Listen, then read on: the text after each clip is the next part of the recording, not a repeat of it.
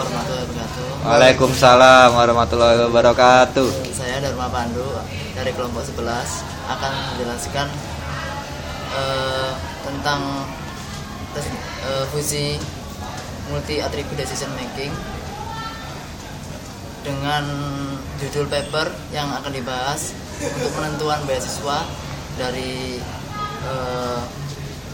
universitas yang ada di Yogyakarta dengan metode FMADM dan SAW. Pada metode ini kita langkah-langkah pertamanya kita menentukan kriteria. Kriteria ini didapat dari sampel yang antara lainnya kriteria dari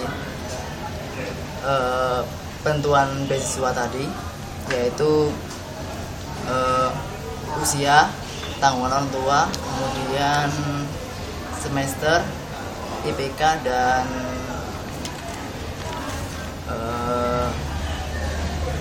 usia dan penghasilan orang, dan nilai IPK. Kemudian dari kriteria tersebut kita harus menghitung rank alternatif yang nilai terkecilnya adalah 0 dan nilai terbesarnya adalah 10 untuk laporan yang kita ini bahas. Kemudian setelah membuat kriteria dari kriteria tersebut diubah jadi nilai angka, yang mana kriteria nilai IPK tadi, kemudian penghasilan orang tua, kemudian semester, kemudian jumlah tanggungan orang tua dan usia. Setelah itu kita dapat mencari 3 calon permohonan beasiswa, yang mana data-data tersebut sudah ditentukan dan kemudian diubah menjadi rating alternatif pada setiap kriteria dan diubah ke dalam matrik.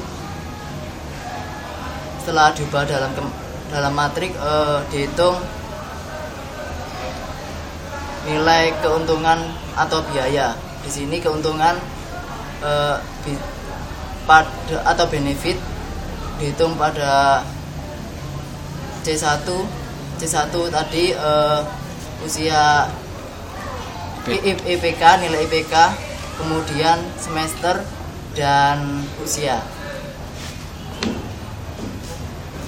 Dan setelahnya itu adalah cost.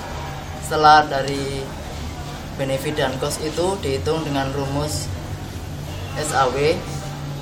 Benefit itu I per max dihitung dari kolom dan seterusnya. Setelah didapat A1 sampai A1, 2, 3 setara dengan mahasiswa alternatif, kemudian akan dihasilkan hasil akhir, yang mana hasil akhir ini dari V itu dihitung dari nilai bobot dikalikan jumlah A1 dari perhitungan kriteria tadi, dijumlahkan seluruhnya, dihitung setiap mahasiswanya, dan setelah itu akan diurutkan hasil perankingan, di mana yang perankingan tadi akan diurutkan mulai dari terbesar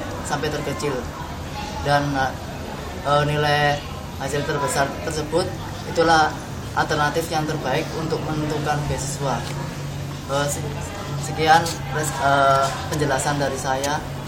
Jika ada dari teman-teman ada pertanyaan, dipersilakan.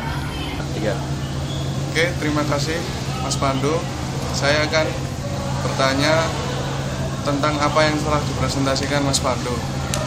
Saya akan bertanya, misal ada mahasiswa dengan IPK 3,5, berapakah nilai bobot dari IPK tersebut dan kenapa bobot itu nilainya segitu? Terima kasih. Terima kasih pertanyaan dari Oki. Saya ulangi dari pertanyaannya. Kenapa bobot 3,5 termasuk nilai 7,5 ya? Dari kasus yang kita bahas di sini, yang saya bahas di sini, dari tabel ini sudah ditentukan nilai-nilai bobotnya, mulai dari IPK kurang dari 2,5 adalah nilainya 2,5, kemudian IPK antara 2,5 sampai kurang dari 3 nilainya 5, dan kemudian IPK lebih dari 3 sampai kurang dari 3, sampai 3,5 itu 7,5, dan kemudian IPK lebih dari 3,5 itu adalah 10.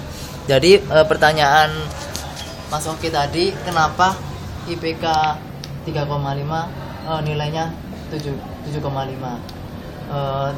Kasus yang kita bahas ini, penentuan nilainya ini sudah dari menggunakan model FMADM yang ditentukan dari kasus yang dibahas. Terima kasih. Mungkin ada pertanyaan lain.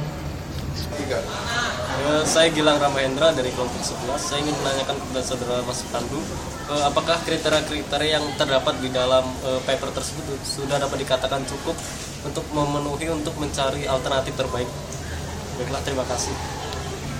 Terima kasih pertanyaan dari Mas Gilang.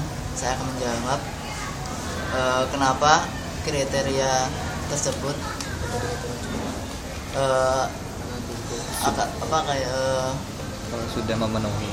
sudah memenuhi atau tidak.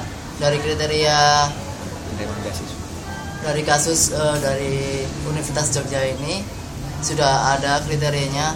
Semisal dari pengambilan keputusan untuk menerima beasiswa pada kriteria usia itu dihilangkan, ya maka kita akan mentiadakan, ataupun nantinya ada kriteria lain yang akan ditambahkan, maka kita akan memasukkan kriteria tersebut.